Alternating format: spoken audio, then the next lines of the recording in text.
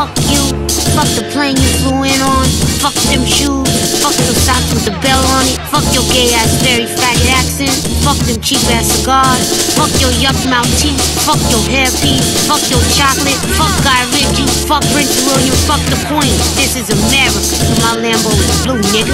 Now get the fuck out my hotel room, and if I see you in the street, I'm slapping the shit out of you.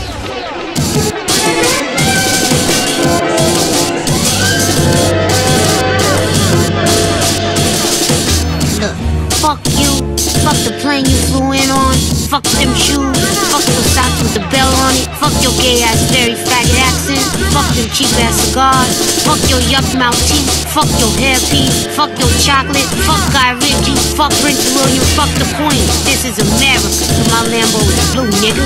Now get the fuck out my hotel room, and if I see you in the street, I'm slapping the shit out of you.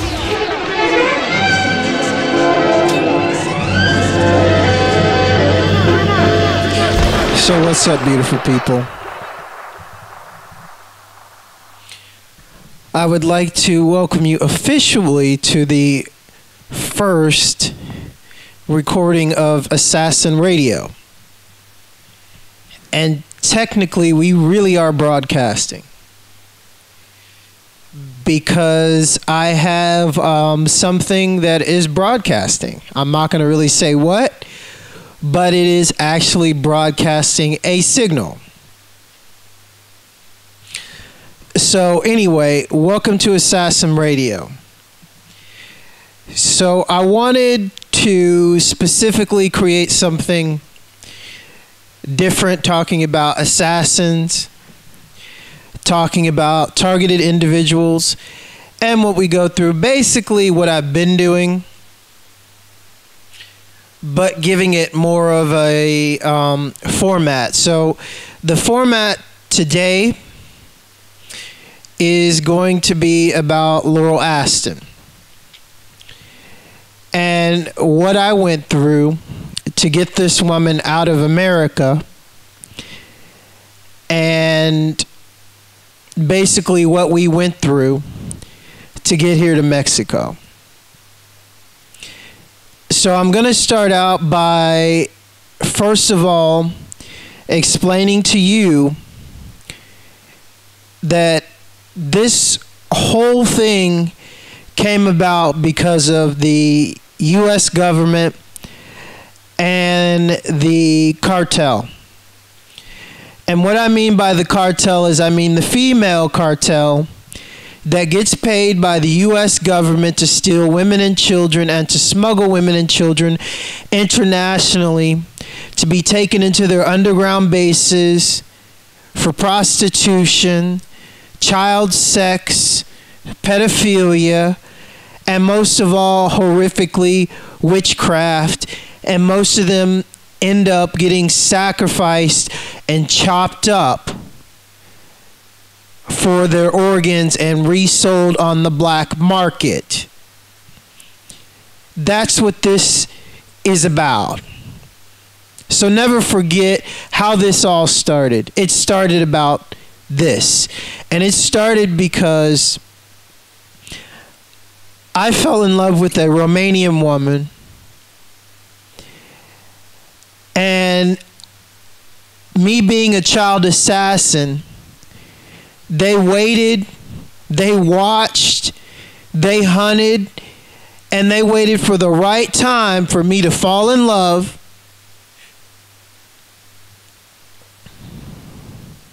have sex for the first time in almost 5-6 years, and then kill my cousin Michael Jackson, and then kill this woman the same day. So I lost my mind. 2 weeks after I found out what happened to her from my Russian friend, who shall be called R, his father was, and still is pretty much, the head of Russian, equivalent to Russian Secret Service. Has many names. But he's also an assassin. I'll never forget the day I shook his hand and the way he looked at me. So I want you to understand, his son was the one that basically told me what happened to my girlfriend because her body was dumped in Russia. This was the same woman that I spent New Year's with in Snagov in a private, closed-off Russian community. So I want you to understand exactly what happened and how this all started, because I want this to be more of a storytelling based kind of radio show, so people can really start to understand and learn what we go through as assassins and as child assassins and targeted individuals, and exactly what they do to us. And how everything, and you know, assassins, everything's about timing. Everything is about precise and specific timing down to the second. So the people that did this to Michael Jackson and my girlfriend, they coordinated their murders precisely down to the second. When Michael was being held down and injected with the poison, you had Tom Boxer in Russia hacking up my girlfriend for the Freemasons, which was the Paracelsus group, which took him in after his blood sacrifice. He became a Freemason. Tom Boxer, after stealing the track Beautiful Day from me and another producer, Vanotech, and registering that song as his own, which it never was. And then he gets a brand new VW 3 weeks later. So I want you to understand exactly how this started, because it started like this. And I lost the woman that I've been waiting my whole entire life for. The woman that I wanted to have children with. The woman that even when I see kids, I think about her. They took that away from me. So as God is my witness, I'm going to take every fucking thing, even the last breath of air they ever had,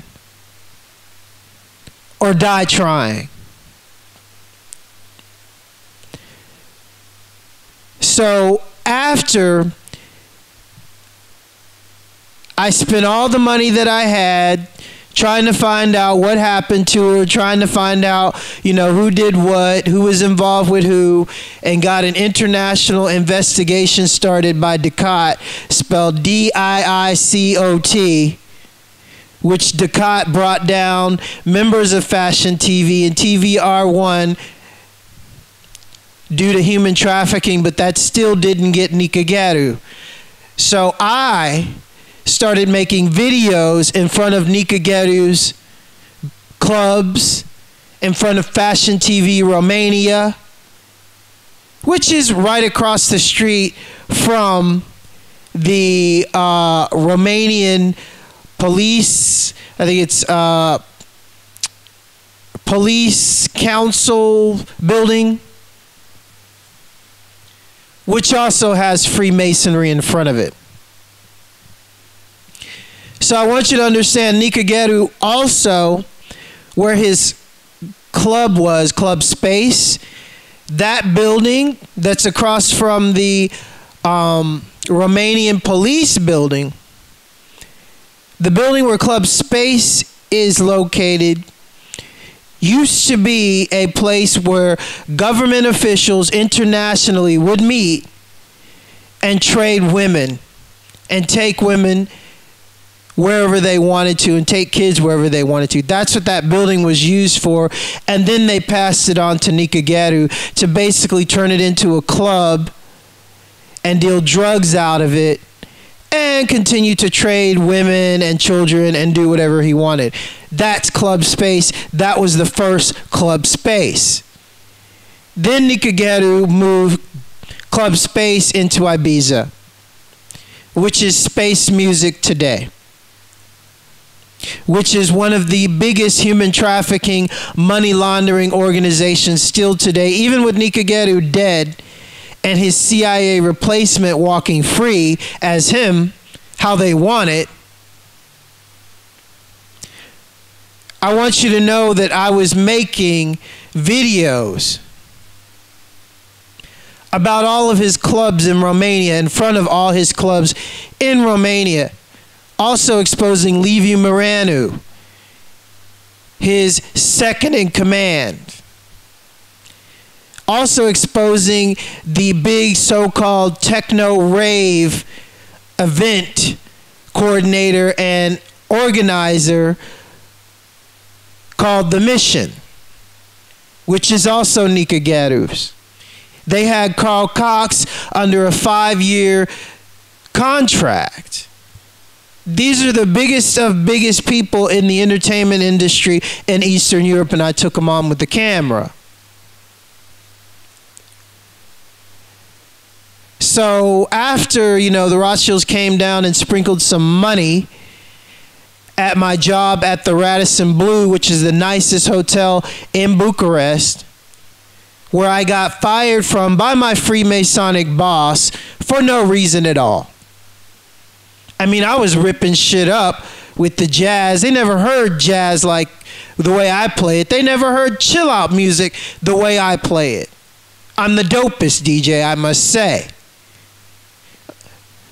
So after getting fired from that job, after having the Rothschilds come down and give my Freemason boss the Freemason handshake in front of the DJ booth, and then my boss completely making an ass of himself and making it look like I did something, which I didn't, and everybody looking at him like, are you on crack?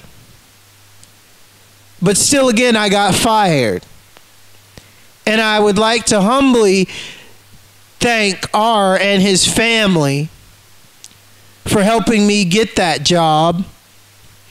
And they know what happened. So anyway, moving on to the story. So after that, I spent basically losing my mind after I found out what happened to my girlfriend. 2 weeks after I found out what happened to her, my sister died. I tried to kill myself. That's what they wanted. I found out that a nurse, or more than likely an assassin, tripled her medication and she just bloated up and died. That came precisely 2 weeks after my Russian friend R told me what happened to Mihaela. So I tried to kill myself with sleeping pills, and I took so many. But fortunately, it didn't happen because I guess I have people around me that care. So I can say when I did that, I lost all my fear. And what do I mean by losing all my fear? Finally, in this conscious state of Mr. C.I.A, I can finally say I really, really was not, or nor will I ever be afraid of death. That is nothing I fear. I don't fear it. So once you get to that place in your life where you don't fear death, you start looking at life very, very, very differently. And for you people that know exactly what I'm talking about, that have no fear of death, you know what I'm talking about. And for you people that have fear of death and that think, oh, I'm not afraid of death, but really you are, you have no idea what I'm talking about. So after this, I spent a few months trying to get myself together. It didn't work. Couldn't find a job. I lost my apartment, ended up staying a few months in the snow. No one would help me. Not even R. R was under specific orders not to help me. I couldn't understand why. I got really pissed off at him. But now I thank him because Russia and the Legionnaires really wanted to see if I had what it takes. If I could live in the snow. If I could survive in a Romanian winter without dying. If I could survive, if I knew how to survive. If I was that same person that survived all those hits in America, in Mendocino, when they tried to kill me. If I was that same person they've been hearing about. So I survived. I want you to know that I walked around all night. And until my camera ran out of juice, I was making recordings in front of Nika Geru's establishments with a shitty camcorder, and then going to Orange, which is located right behind him on the street, right behind him in downtown Bucharest, right behind Fashion TV, and all his mafia buddies at the time were living above Fashion TV. I go right behind them, basically up their ass, and upload these videos talking shit about all of them. And then do it every night.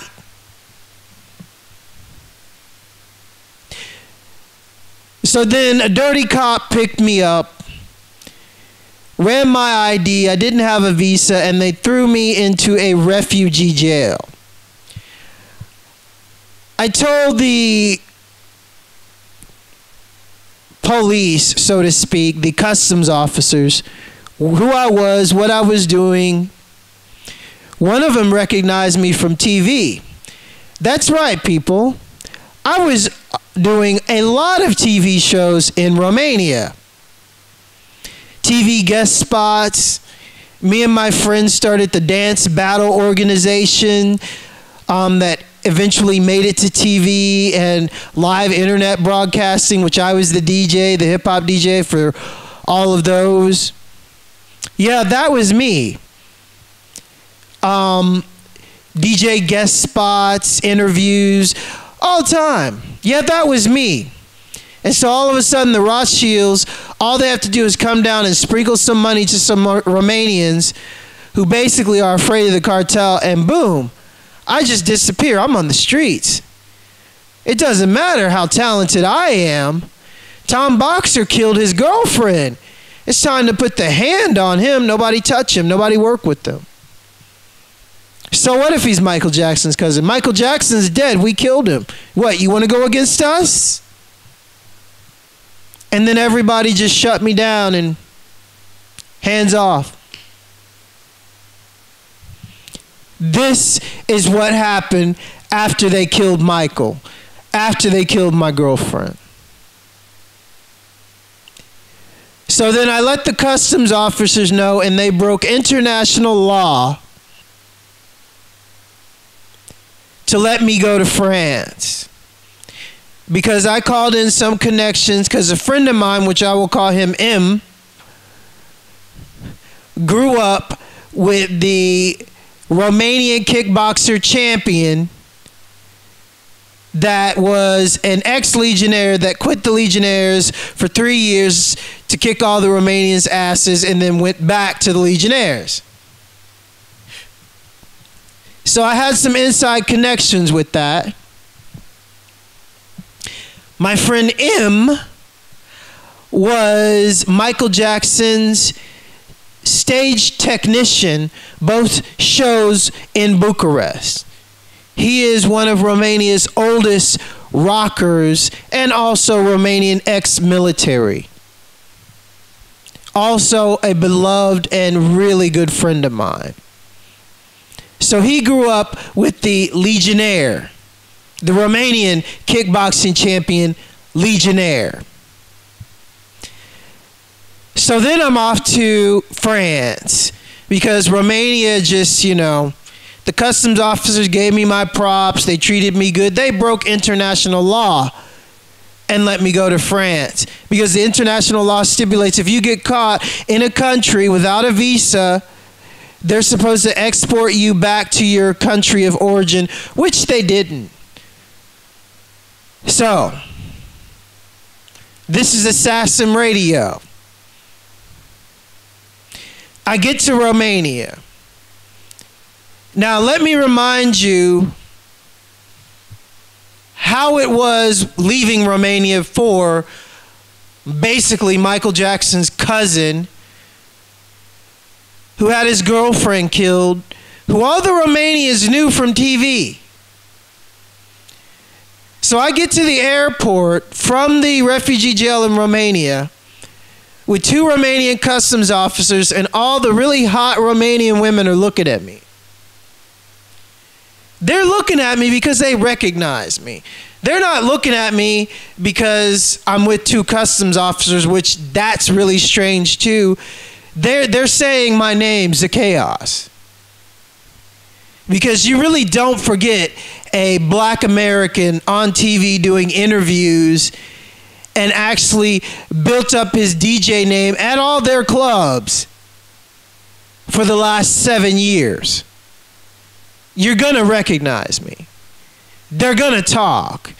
And then, especially after I went in front of all of Nika Geru's clubs, and everybody knows about Nika Geru in Romania. See, that's the difference between American mafia and Romanian mafia. See, Romanians know. They know who Nika Geru is. All of them. The cops know. They know about the gypsies. They raise their daughters. Don't go there. Don't go to that club. That club's run by him. They put shit in girls' drinks. They take girls. They know. So when I was out in front of their clubs doing videos, they knew who I was. So get a clear picture. I'm infamous in Romania. And I will be forever infamous in that country, especially Bucharest. So here I am at the airport with 2 customs officers, and they realize they're basically with a fucking star. And so then they really start to believe all the shit that I told them is really real. So then they take me to the plane themselves. They give my passport to the pilot. And they tell the pilot to tell the French military to take care of me. Make sure I'm safe. The pilot was shocked. He said, okay. The stewardess comes and she shows me to my seat. I sit down. No one sits next to me. I fly to Romania. Or excuse me, I fly from Romania to France, Paris. Everyone gets off the plane. I'm told to stay seated. French military comes to the plane and escorts me off the plane, gets my passport from the pilot. They take me to the back of the Paris airport and sit me down. This is where they take people to interrogate and investigate people. I'm surrounded by 3 French foreign legionnaires that can kick ass, because I could tell by the way they stand. And then 3 really hot French women, also French military. And so they're looking at me like wondering, who am I? What is this about? And I'm not going to walk up and say, hey, I'm Michael Jackson's cousin. Yeah, I don't do that. So I handed him the papers from the Romanians stating what happened, and basically I can go to Romania anytime. Basically, they gave me 24 hours to leave the country, and I can come back within 24 hours anytime that I want. That's all Romania did to me. So then they called the number, they called Romania's customs. And the French guy was talking to the Romanian customs guy and was saying, what is this all about? Because the pilot called the military, and the military escorted me to the back of the airport. And then basically the French officer said, okay, tell me what happened. So I told him what happened. Told him about my girlfriend, told him about the snow, told him about everything. He was shocked, couldn't believe it. He said, welcome to France. And then the female officers, they just kind of got flush on their face, and they were just like, whoa, they couldn't believe it. But let me remind you, this was still shortly after Michael Jackson's death. So I got escorted to the passport place, but they took me around the passport place where you get your passport stamped and go through the line. They took me around that, and they just opened the gate and they said, welcome to Paris. So I want you to understand that I had help from the Romanian church. Thank you, Father Downey. He's also from California. So he gave me the contact of a priest that's at a Romanian church, one of the biggest Romanian churches in Paris, which I ended up leaving my bags there and staying as squats for a while. Squats are basically abandoned houses where homeless people go in and take over these buildings or houses and start living in these places because the rent in Paris is so expensive. So I'm not going to really get into me sleeping in line 8 and all of the off-world travel and me sneaking into the Rothschild's Stargate underground base that is located in the Bastille, the Keep, and all of the stuff that I did. That's a whole nother video. So I just wanted you to get, your head wrapped around what happened before I went back to the States.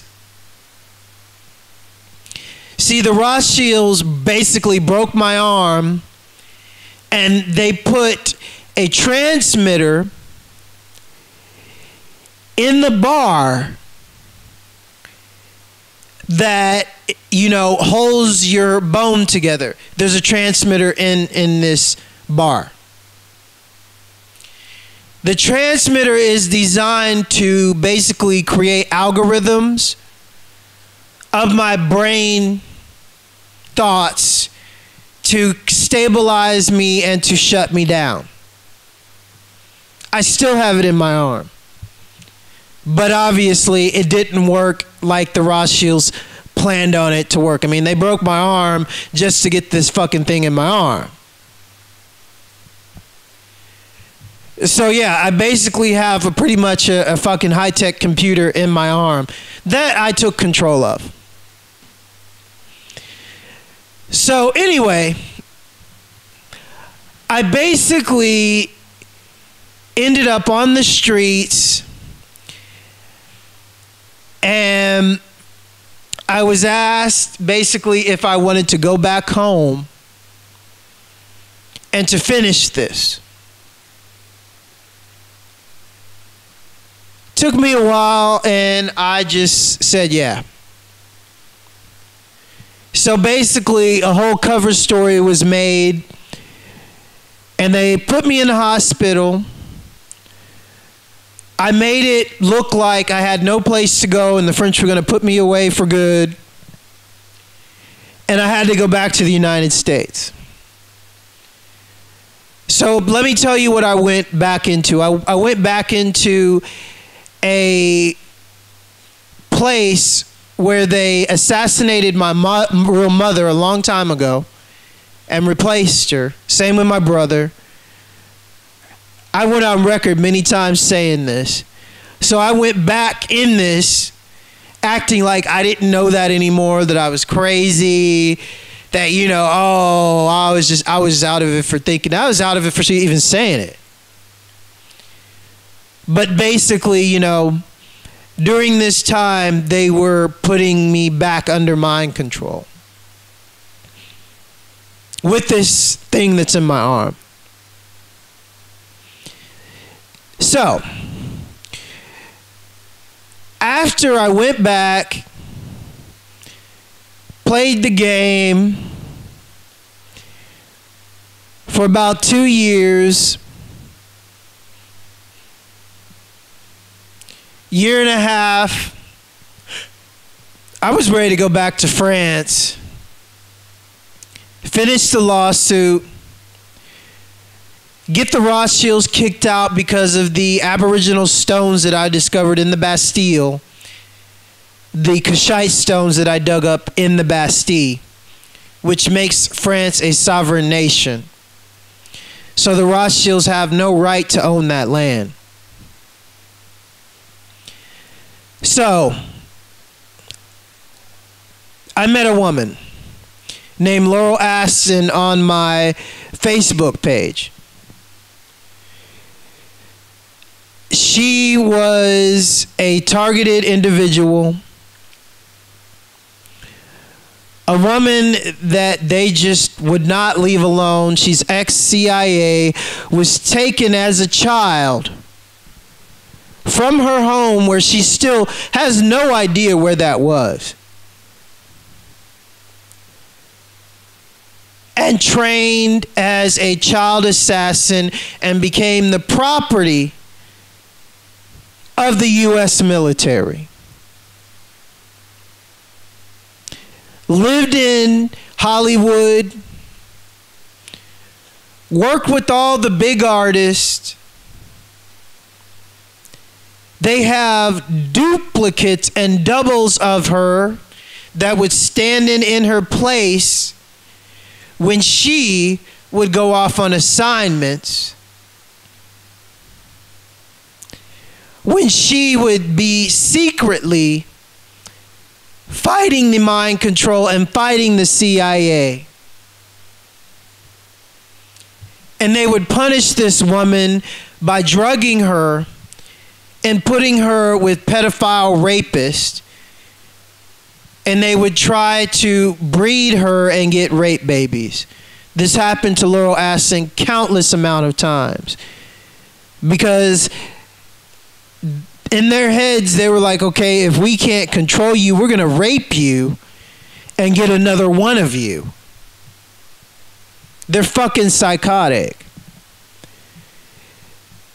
So imagine me being who I am and being what I went through, and a woman coming to me with a story like this, and us making interviews over the phone because I rigged up some crazy shit in my home with a speakerphone, with a mixer, and a microphone, and 2 phones in my house to record the interviews, the first interviews with that woman. You can go listen to our first interviews. That's why the sound is like that.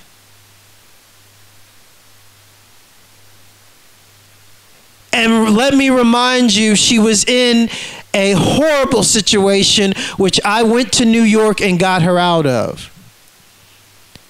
I went to New York and sat in her house and blew the cover off all the fucking assassins around her. I went to New York and told all those dirty fucking cops that she at the time was so convinced they're here to help you or they're helping me. They weren't doing shit for her, but blowing smoke up her ass. But she was too under their control and under mind control to see it, because this woman has been robbed so many times. She's been stolen from so many times. I mean, she had had cops break in her house, smash her computers, steal her money, steal her jewelry, to where she carried a bag around with all her jewelry, all her money, anything worth value. She would carry that around to work every fucking day.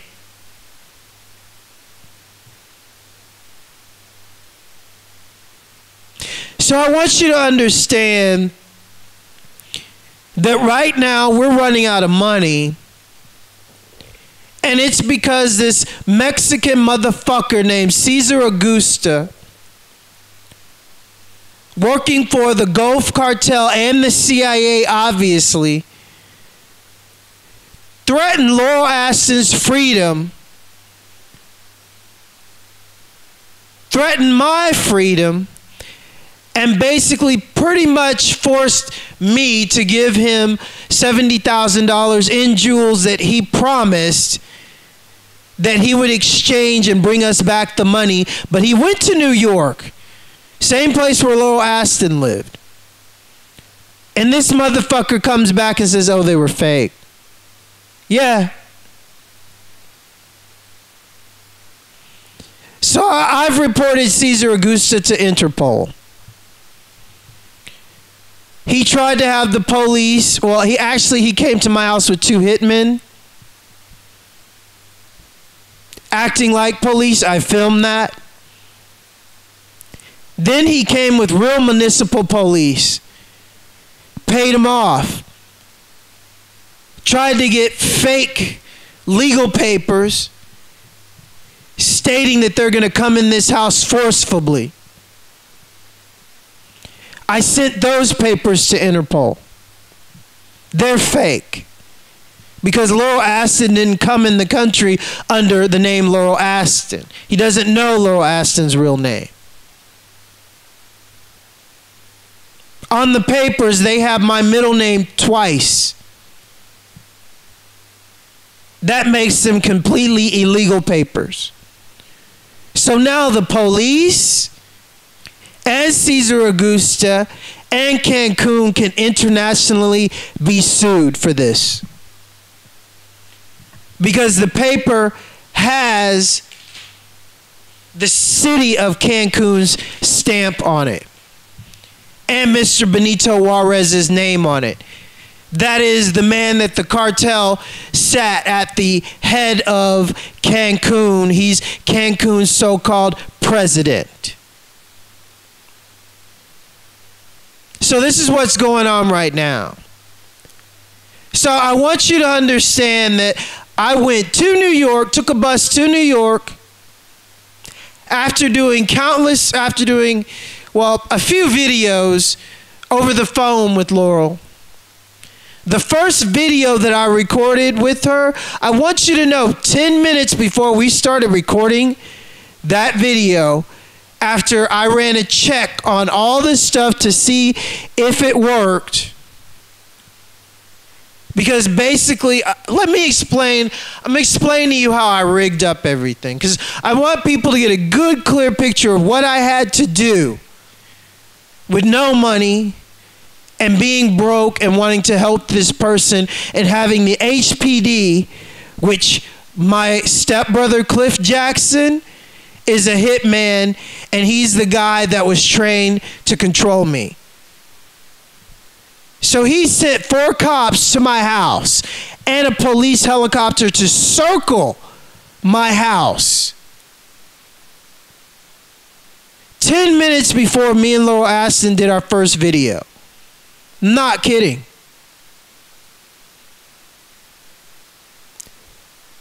So I was also talking to Laural on the phone when I go outside, and she's like, "What's that noise?" And I said, "Oh, that's a helicopter flying circles around my house."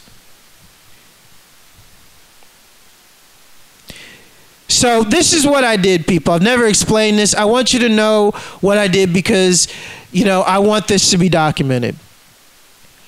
I took a speakerphone or a normal phone that has a landline connection and put it in one bedroom. And then I ran a microphone, which they stole the microphone from me, to go back and try to put curses on those videos. This is what the witches do. So they stole that microphone from me when me and Laural Aston were in Cancun when someone broke into our hotel room. So anyway, that microphone, where we recorded those first videos, I took that microphone and taped it up to the speaker of the speakerphone. So then I ran the other end. I closed the door from that room so that sound is isolated. When I turned on the speakerphone, it's just, you could just hear her talking from the speakerphone. So then I ran that to the mic in my mixer, and then turned the mic in the mixer up, and then ran the mixer through an amp, and then ran the amp through a speaker.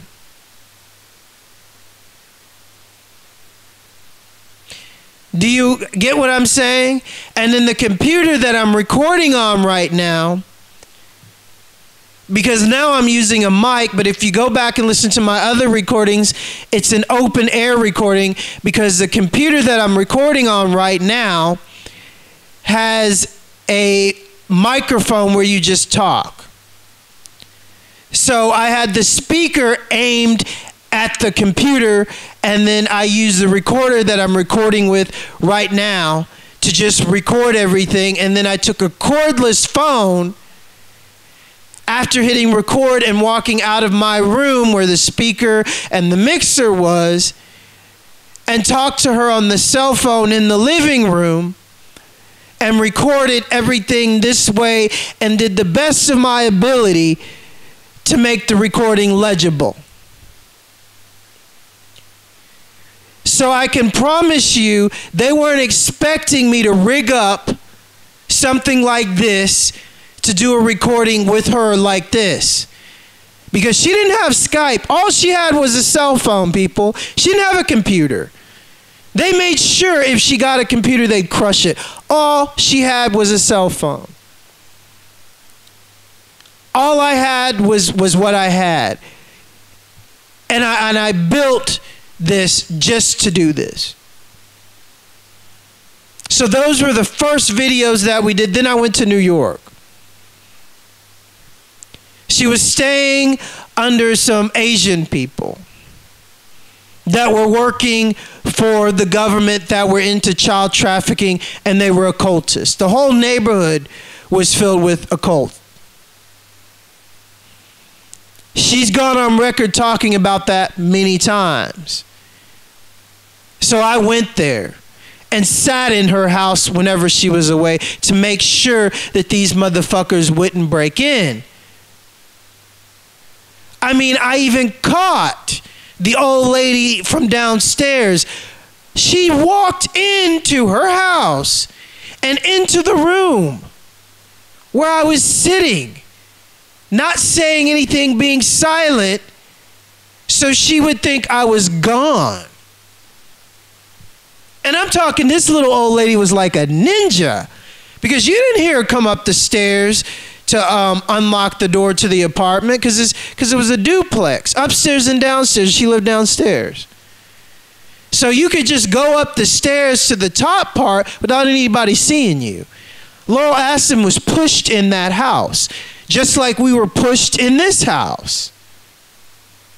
See, you need to understand that we're up against witches with trillion-dollar computers like Tempest and Harp and Echelon to do calculations for these witches.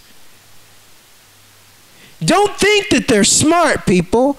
They steal technology and then program this technology into their computers.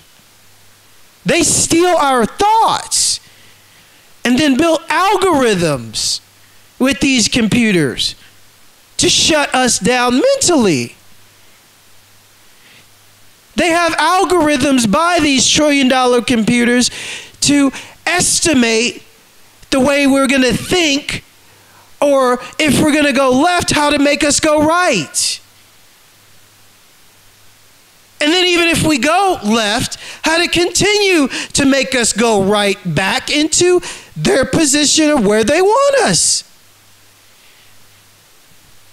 These are assassin computers, people, designed by witches that are killers to control their assassins, because they consider us their property. They don't want to let us go. They don't want you hearing this. They don't want anybody knowing about this shit. None of it. So I want you to understand that me and Laural Aston stayed in New York for like 3 to 4 months, and I sat there every day when she went to work. I would go on walks, when she'd get home, but basically it was just one room with me and 4 animals.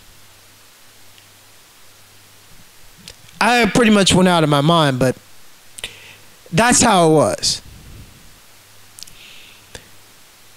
So then we saved money and planned, and guess what? The day I go to rent the car,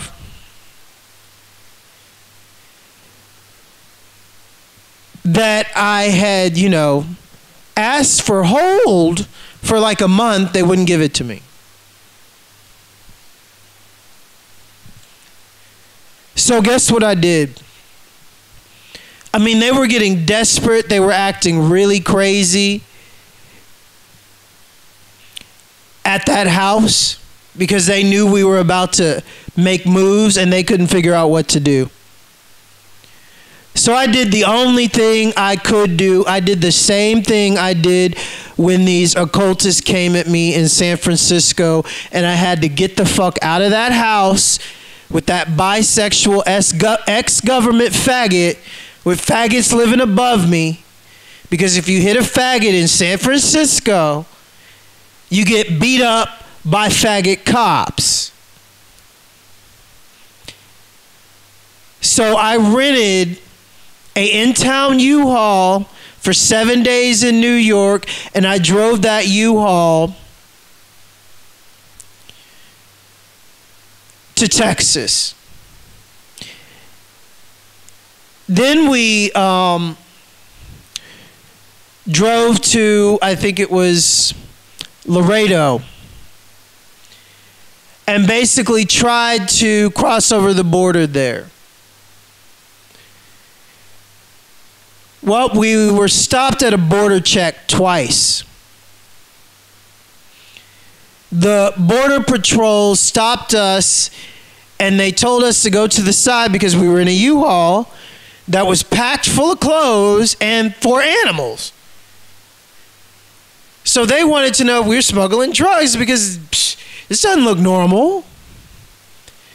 So I told the border cops who I was, what I did. I told them about dismantle the intelligence agency. One of the other cops was just like, oh, wow. And they just walked away because he's like, oh, you guys should talk. Because this other cop was, or Border Patrol was, they called him the conspiracy theorist.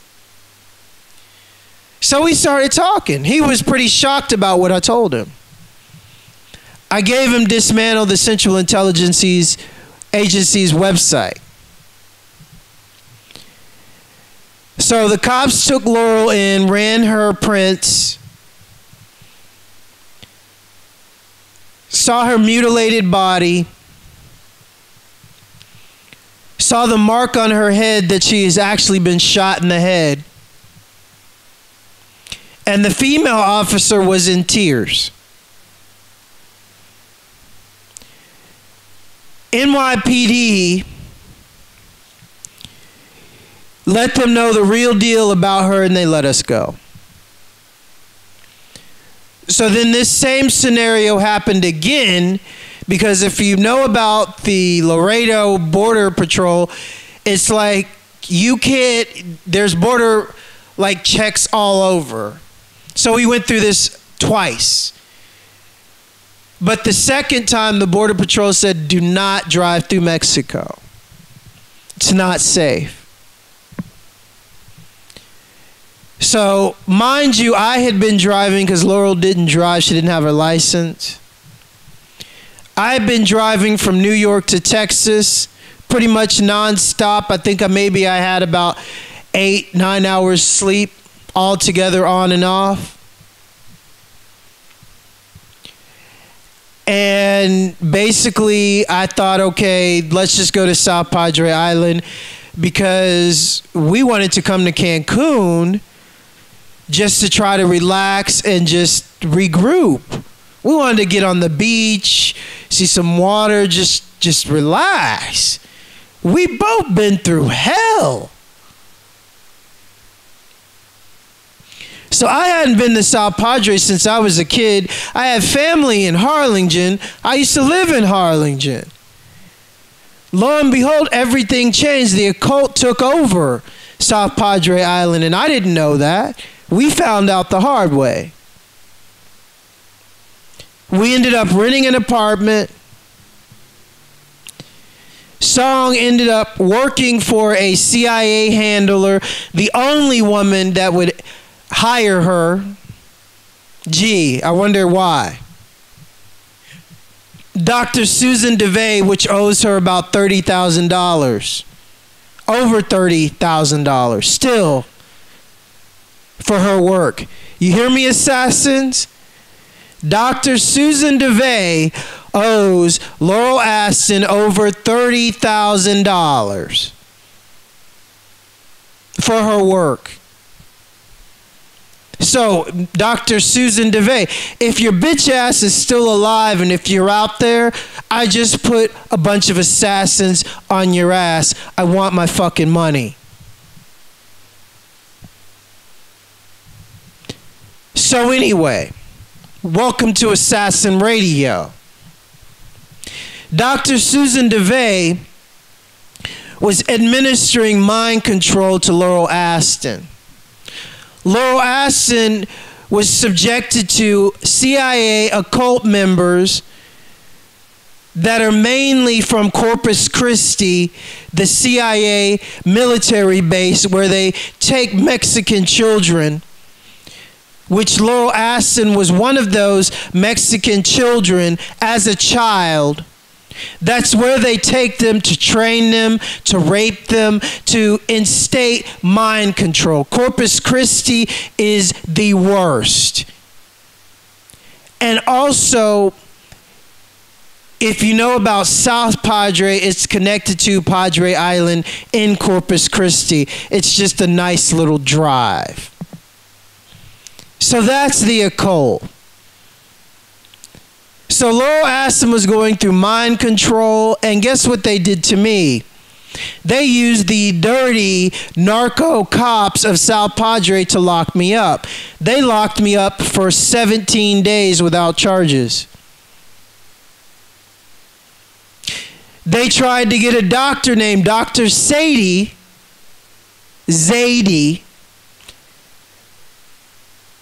who ended up stealing my credit card number and charging up my credit card in New Mexico. Because, doctors can look at everything you have when they put you in a hospital. Yeah, the cops locked me up, and then they said, oh, he's crazy. So they sent me to a hospital where Dr. Zadie held me for 17 days on my birthday, Christmas, New Year's. I was locked up. And he was trying to have me physically committed by the state. So it took 17 days to get me to court. The court said they could hold me for 15 days. They held me for 17 days. So finally on the 17th day, I go in front of the judge, tell him I'm an activist, tell him I'm an environmentalist, tell him I fight for the rights of human trafficking victims, and tell him Dr. Zadie is basically out of his motherfucking mind. Because Dr. Zadie says you need to forcefully be medicated and put under my care for 90 days. The judge threw it out. I got out of basically jail and a hospital that day. I still have a legal case that we came to Cancun thinking that we could find a lawyer to help us pursue this to get some money from this. But no. So then a month after that, we moved from South Padre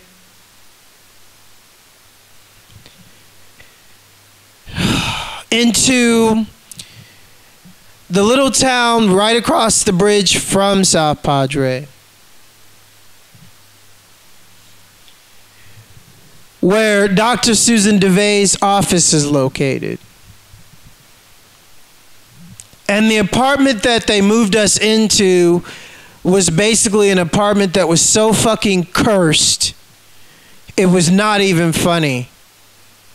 I mean, I've never lived in such a cursed place in my whole entire life.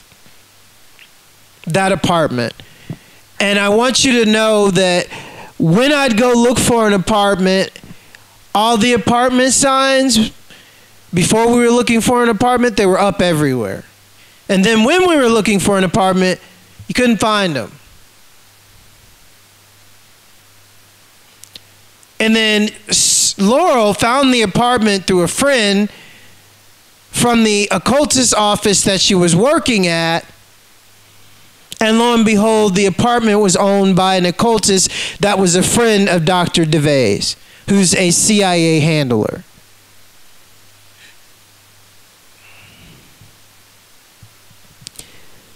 So, basically, to make a long story short, we got all our things together. We took a cab across the border to a hotel and then got bus tickets to Cancun. And now here we are. Cesar Augusta stole $70,000 from Laural, Aston, and diamonds. Cesar Augusta tried to enter this house with 2 hitmen. Cesar Augusta has his office set up right across the street from me.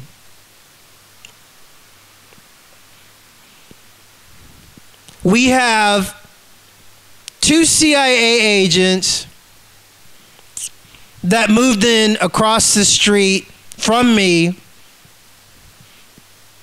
We have a Mexican cartel warlord or warlock, key maker. And I mean a key maker because he holds the codes to the new algorithms and the old algorithms that the CIA, hoard over with their witches for me and Laural Aston. He was doing this before the other 2 CIA agents moved in next door to him. So when we moved in, we had a warlock living next to us named Alberto. Alberto had a wife who was a handler who met Laural Aston at the gate one day. And basically she was using handler hand signals to try to trigger her.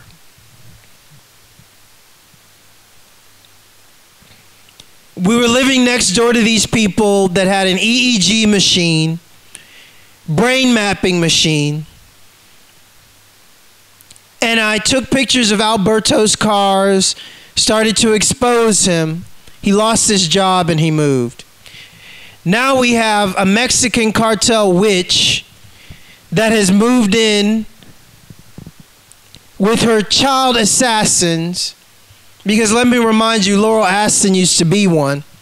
These are the new ones with the cybernetic enhancement and direct links to Echelon and Tempest and their EEG machines and brain mapping. The psychotic little child assassin's son spent all last night kicking the walls to show me, I guess, how hard he can kick. Walls don't hit back, dumbass. So, these are the new people that have moved in next door to me. Last night and the night before, again, the EEG machine and all of the gang stalking and all of the microwave weaponry, they hit us hard again with these people living next to me. I don't give a fuck about your kids. I don't give a fuck if they're child assassins. If they're child assassins, makes it even more of a reason to fucking kill them. Let's be honest, this is Assassin Radio. We don't bullshit. So anyway, yeah, I said it. So anyway, this is what we're into. See, these people, they bring their kids and they want you to think they're all nice and families and stuff. Man, do you know how many other kids that their kids have probably raped and killed? Do you know how many adults that their kids have killed? I mean, do you think child assassins kill children? No, they don't. They look at you like they're all innocent and sweet, and they're like, oh, I'm lost, can you help me? And then you lower your defenses, and you're like, oh, sure, little kid, what do you need help with? And then they slit your throat. Child assassins are the worst. The worst. But people just don't get that shit. Why do you think the CIA does it? Because no one would suspect a kid. No one. The CIA agents living across the street, they got kids. When you come into a situation, that's what I'm going to call it, you want to look like, hi, I'm Mr. Tom. I got my wife and 2 kids, and I'm an outstanding upstanding member of society. But really, you're a low-life fucking wretch pedophile that's with another assassin that can barely stand your ass with two other child assassins, and none of you are fucking related. It's an op. That's all. None of them are related. And if they are, if you think they're related because, oh, you've known them for like 4, 5, 6 years, how do you think they grow up child assassins? They give them a handler, and those handlers are their fake parents. They come from an underground base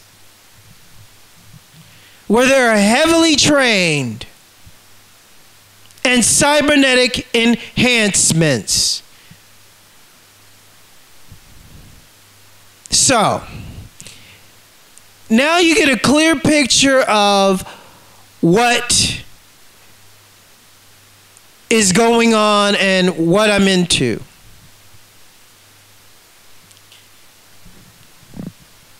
Interpol, I'd like to cordially welcome you to the party, because they're the only people that can legally shoot your asses. And I welcome that. Interpol, you hear me? So, hey, what? This is Assassin Radio.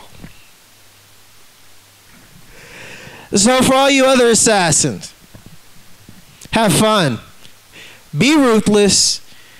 And please help me get my fucking money back.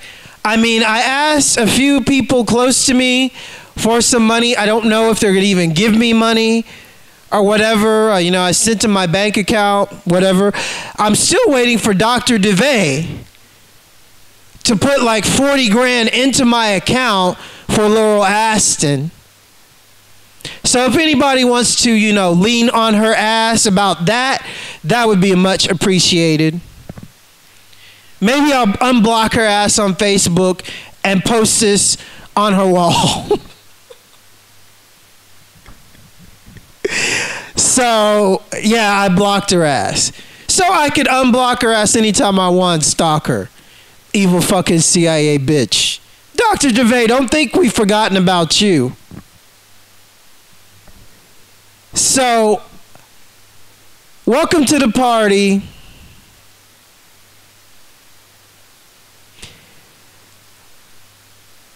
How can I say this is the realest shit on YouTube, on the radio? I mean, all you people that are out there supporting this and interpreting this and letting your friends know what's going on, thank you, bless you. I try to just keep this as real as possible because you can't make this shit up. Writers can't make this shit up. Because this is real life. Talking about real life, not some CIA Nazi asshole stealing somebody's life and trying to put a twist on it and make a fucking movie about it. Like they've done to Laural Aston. And before I go, all you listeners out there, I humbly ask you to go view these movies. If you want to understand the Laural Aston story. And view them in this order, please. First view The Girl with the Dragon Tattoo. Because that took place when she was younger and she got out from under them. And that movie talks about the Nazis and the real shit of how they are. And they talk about a girl that they've tormented and that's highly skilled with computers, that they block that part of her memory from her. That's why these assholes have this EEG machine on her in the room next to her.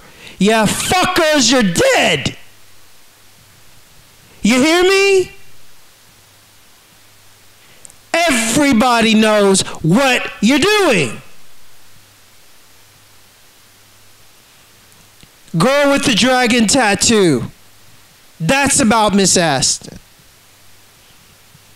Next movie. A Long Kiss Goodnight. That movie's about her.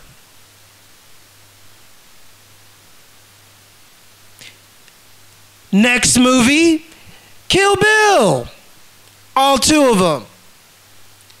That movie's about her. But, I'd like to apologize. When that movie took place, Laural Aston was 14 to 15 years old. On growth hormones, granted. So she looked about 20. But when Kill Bill took place, she was 14, 15 years old. As a child assassin, she did that. And as for the babies and the wedding and all that shit, that's Quentin Tarantino's, glorification of adding on to his CIA secret files. We're coming for your ass, Quentin. You better write her a check. You hear me? Or that's your head. Creepy Quentin. It's the chaos. Remember me? From Spring Branch, motherfucker. You better write her a check. Number 2. 3, 4, 5, 6. Okay, so next 2 movies. Tomb Raider. Hey, Canadian CIA motherfuckers. You better write her a check. Or you're dead. That's all. I'm sick of these fuckers getting away with this shit. While a woman that they've raped and tormented, brainwashed, and forced to have a baby when she was a baby, and having that baby rip her insides open and then having these Nazi doctors sew her back up.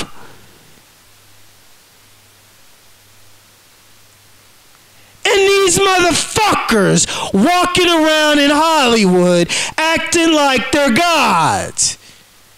Time to get chopped up.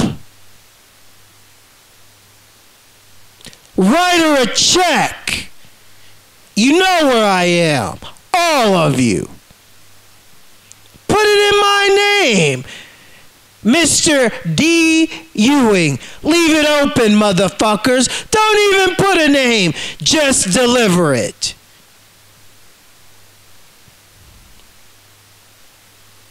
Not kidding. Do you think this is a game? Do you think it's a game of what they did to this woman? Do you think I stayed in Texas and came to Mexico to play games with you, Cartel? She's Mexican. And she's just one woman that you did this to. And I will fucking watch all of you die real fucking slowly if you keep fucking with her and me.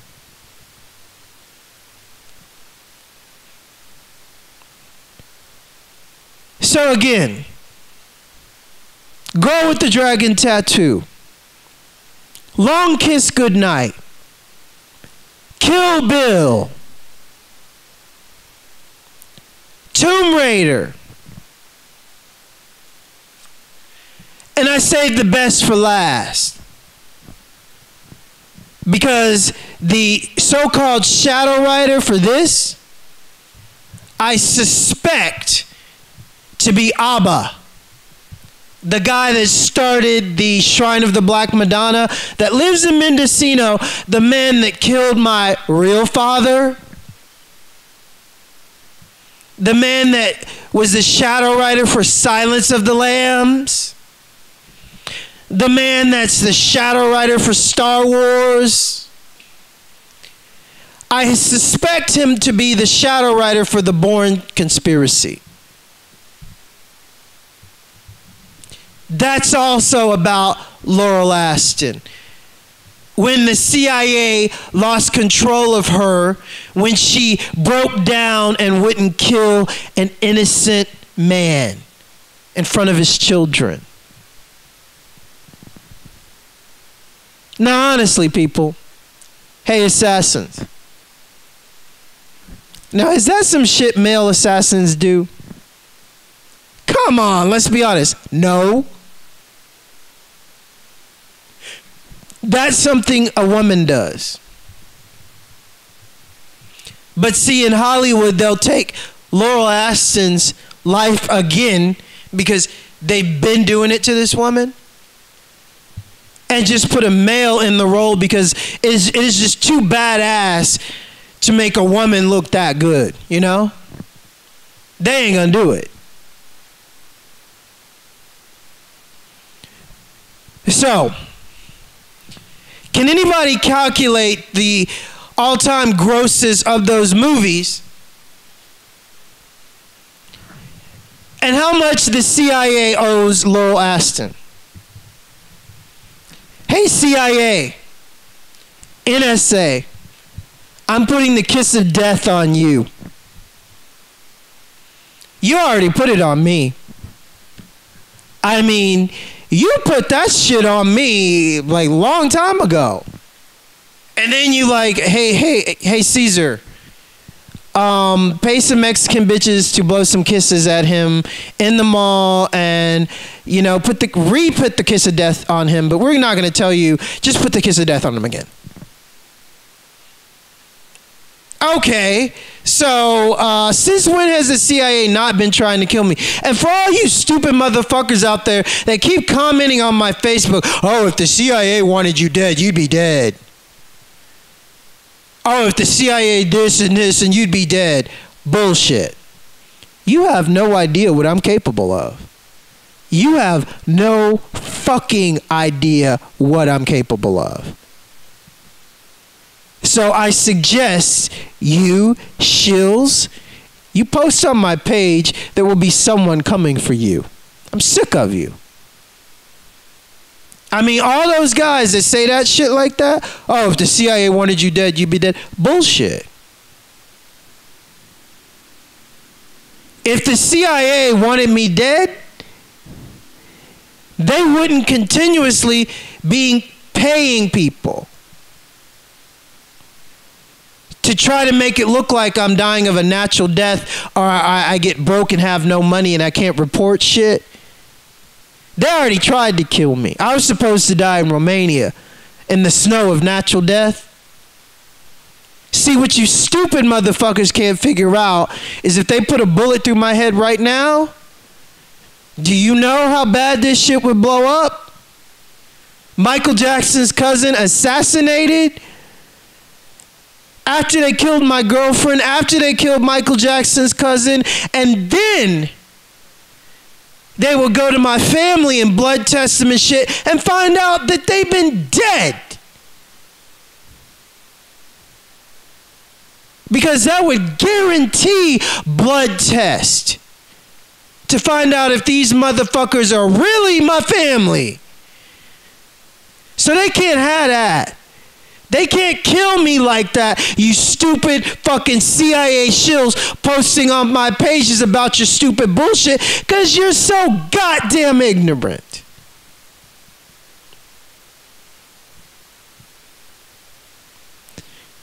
So anyway, welcome to Assassin Radio number 1. I hope this brings the fire. CIA, you want me dead? Huh? NSA, you want me dead? DARPA, you want me dead? Rothschilds, Windsors, my own fucking bastardized Nazi cousins that raped into my bloodline. You want me dead? Here I am. But hey, I got a proposal to William. I got a proposal to the sons of the Rothschilds. I got a proposal to all the Windsors. Me and you go toe to toe with swords. And let's see who ends up standing. Every single one of you. You want me dead? Quit paying bitches to do your dirty work, motherfuckers. Get your hands dirty for once. You hear me? Come down off your stolen gold and all your fucking blood money and be a man, you stupid witch bitches. Can guarantee you they ain't gonna do shit.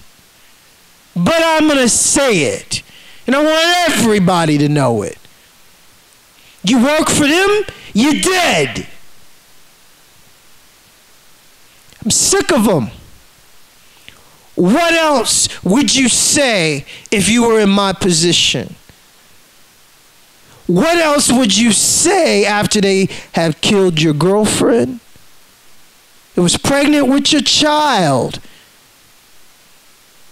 that you were going to marry, your fiancé, the same day as your cousin, the most talented person in the world.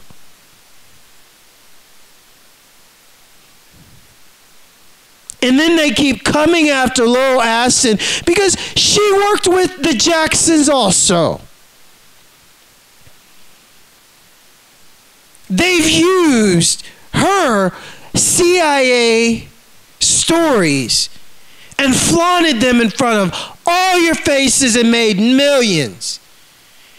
And they pay some piece of shit motherfucking Mexican by the name of Cesar Augusta to steal from me and her and want to see me on the streets after this motherfucker tries to bring hitmen into my home after paying the narco police to harass me after all of this. What would you do? How would you feel? What would you say other than what I've said? They trained me as a child assassin.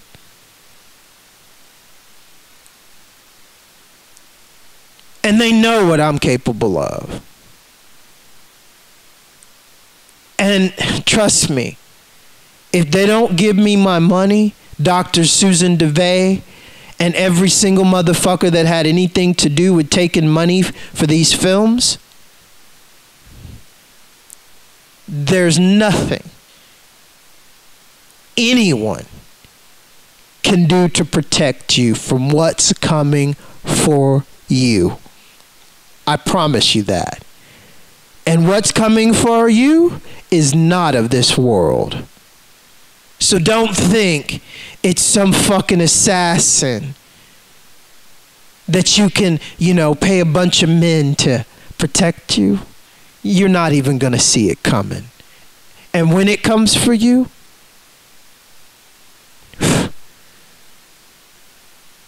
that's it. I will have everything that I'm supposed to have to do what I was put on earth to do. And that is one thing. Help my brothers and sisters get out of the clutches of these fucking demons. And that's it. That's all I give a shit about. And for all of these fucking demons, understand you're all fucking dead. You, your kids, your family members, your whole fucking bloodline. The lines have been drawn. You can't jump sides. That's what the Nazis do. Oh, we want out. Yeah, you want out because it's a sinking fucking ship. But sorry, wicked bitches. You should have got out before you see who I am and what's coming. Because the lines are drawn. There's no switching sides. Welcome to Assassin Radio. Tell a friend. Or don't. Because it's out there. I'm just letting them know. Peace.